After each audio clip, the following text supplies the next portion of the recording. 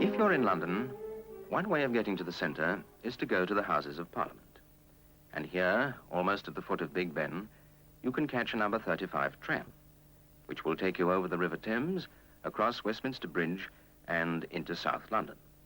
After about half an hour, through factories and crowded streets, you come to Peckham. And here, just off the main road, you find a quite different kind of street. Quiet and tree-lined. It's not a slum area, but a residential district. Before the war, families lived here with incomes from £100 to perhaps £2,000 a year. And in spite of the bombing, this family life still goes on. Here you will find the centre, the Pioneer Health Centre. Started before the war by private initiative and with private funds, it still carries on, although the building was used as a factory during the war years. It is designed and equipped as a family club, a place where the whole family can come to enjoy their leisure after the day's work. First come the children after school. There's plenty of space for them to amuse themselves, and all kinds of exciting things for them to do. If they want to be quiet, they can borrow paints or books or puzzles and sit in the sun lounge. Later in the day, the older members of the family arrive, from housework and shopping queues, from offices and factories, from working to living. People don't kill time at the centre, they use time. They acquire physical and mental health. They can do what they like, when they like, as they like. And in this way, the centre becomes a community of families, and not just a mass of individuals. But there is another side to it, the scientific side. The directors and their staff are really biologists, studying the actions and the behavior of families. And the building has been designed with big spaces and glass partitions so that the staff can come into the closest touch with members and watch how each family makes use of the place. The members are, in fact, cooperating in a unique piece of research into social biology.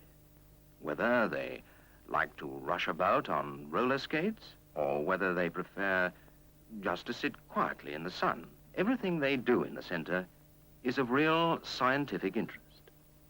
So here, in a corner of southeast London, is this private voluntary enterprise existing alongside the government health scheme, independent of it, but supplementing it.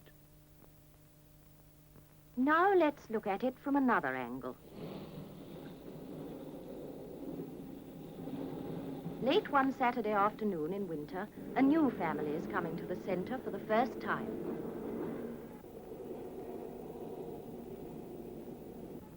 They're the Joneses. They're new to the neighbourhood and don't know anybody yet, but young Johnny has heard so much about the centre from his school friends that he's made his parents come along with him to see what it's like. One of the staff will show them round. It's a big place, so she'll try to find out what particularly interests each one of them. Maureen Jones is attracted by the toddlers.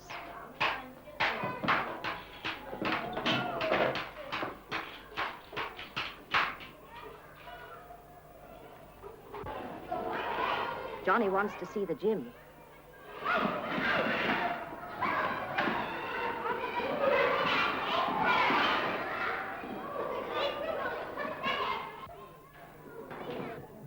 Fred Jones likes the look of the darts club.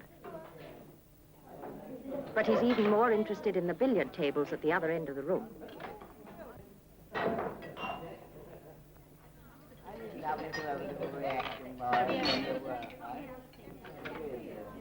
And they all like the cafeteria.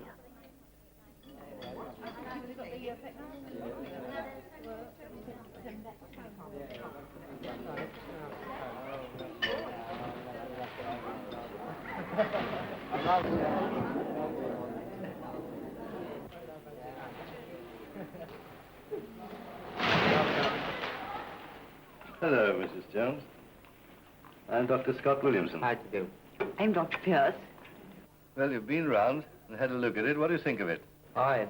Good. We always like to meet our member families when they join because we like to tell them what we're trying to do. And what we are trying to do is to study health. Find out what health is. And strangely enough, this is the first time that's ever been tackled.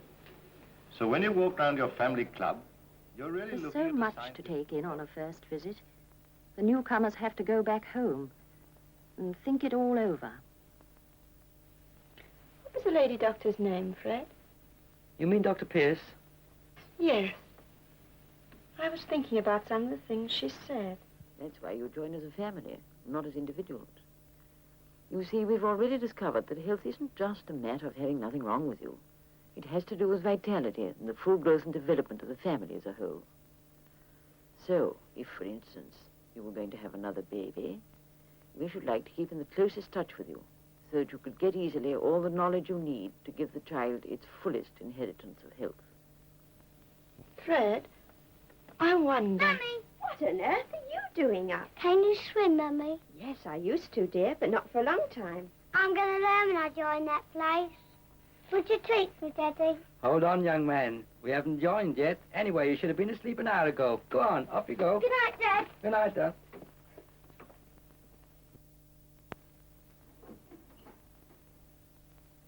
The first thing we have to do is to find out how much health you each have. And that is the meaning of our only condition of membership, the annual health examination for everyone in the family. So if you decide to join, before anything else happens to you, you must make an appointment for each member of your family to come for a first health overhaul. In this examination, the scientists are looking for what's right, because that's something positive on which to build. They'll tell the new family about everything that's right, but also about anything that's wrong. This will happen when they all come together for the first family consultation with the doctors.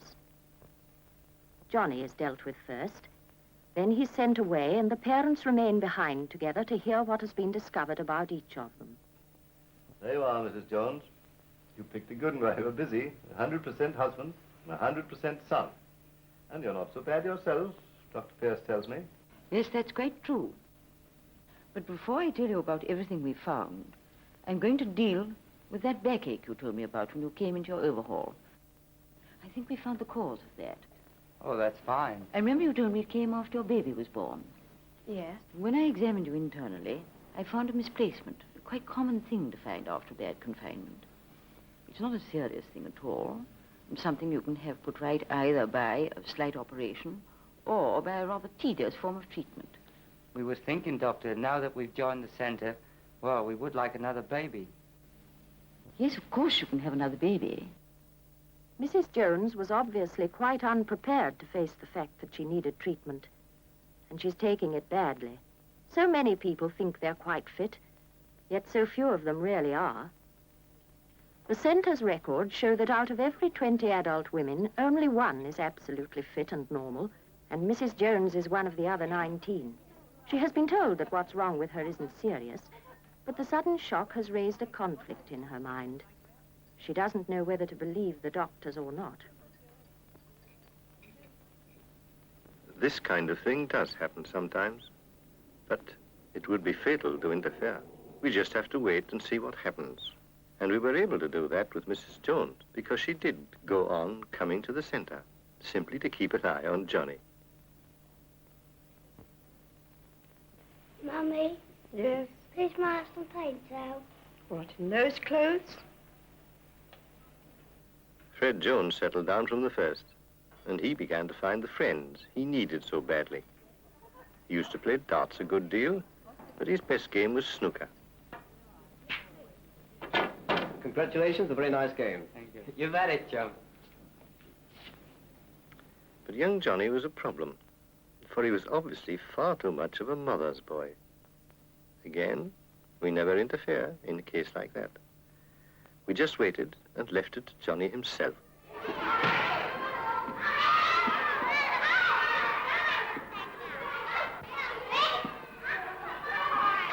After this episode, Mrs. Jones just gave up and never came to the center at all.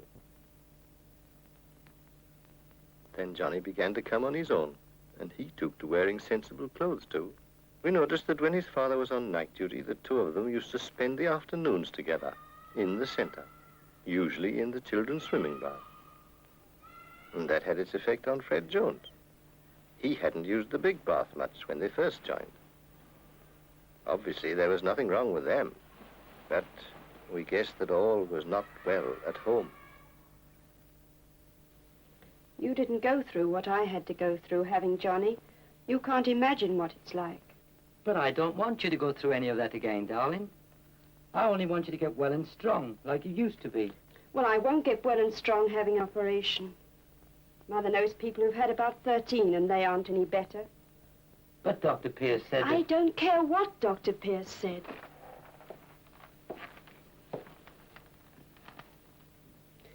You think a lot of what they say, don't you? Yes, I do. Well, I don't, and I think they're cranks. I'll go to Mum's doctor at Kingston if you want me to. But I'm not going to that place anymore. Look, darling, Oh, be careful. don't worry about that. Let's go out tonight. Let's go to a dance. But you've always said you can't dance. I know I have. But you used to like dancing, didn't you? Yes, I did. And I'm certain you could teach me. Anyway, I'd have a try. But why tonight? There's a dance at the center tonight. Oh, can't you stop talking about the centre for 2 minutes? It's centre, centre, centre all day long. And Johnny's as bad as you are. Can't you see how I hate the place? Oh, you go to your beastly dance. Go on. Only leave me alone, for goodness sake.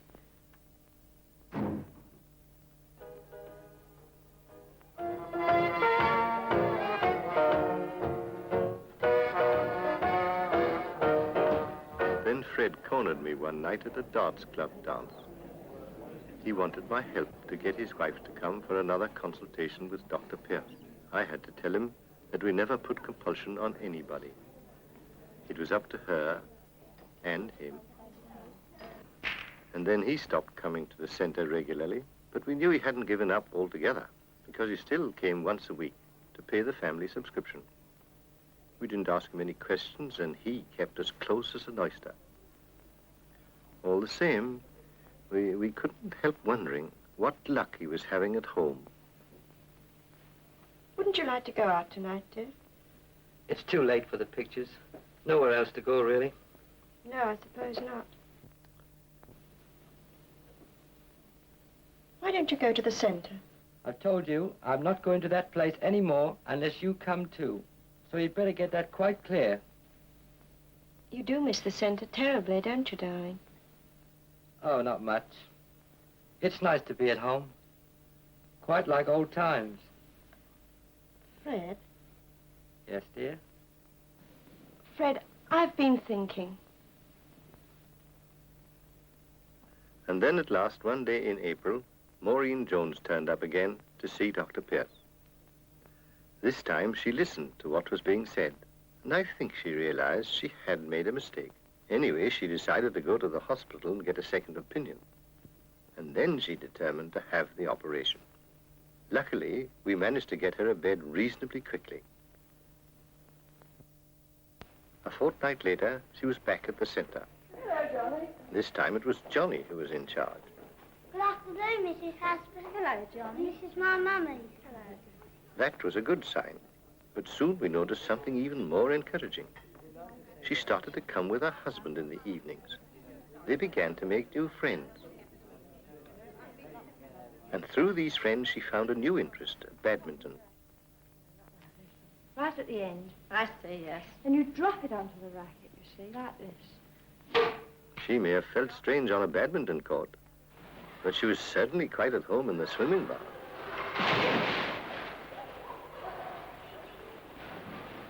As for that husband of hers, he was the man who told me he didn't like dancing. Ron Fryer, our pianist, has written another dance number, a waltz this time. I hope you'll like it. So come along, let's see everybody on the floor now for the centre waltz.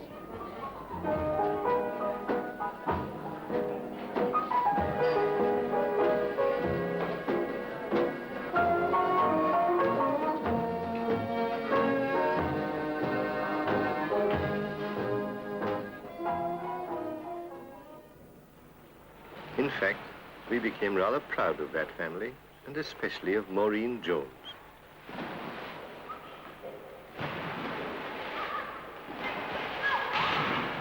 Her record card was now a most satisfactory picture of her progress, from something wrong to nothing wrong. Then at the end of November, a further examination confirmed that she was going to have another baby. This is a time when both parents need all the information that the scientists can give, and they grow more and more eager to make use of it. So parental consultations are arranged from time to time to meet their needs as they may arise. The wife, concerned with the practical problems of the coming baby, finds her way up to the infant's nursery. There she meets the sister in charge, who shows her patterns. She becomes interested in maternity clothes than the layette. Small babies need much less fussing than many people think. And here, even those mothers who already have children can find out for themselves that a small baby doesn't need to be tied down to its mother the whole time. For the mother, pregnancy is a time when she becomes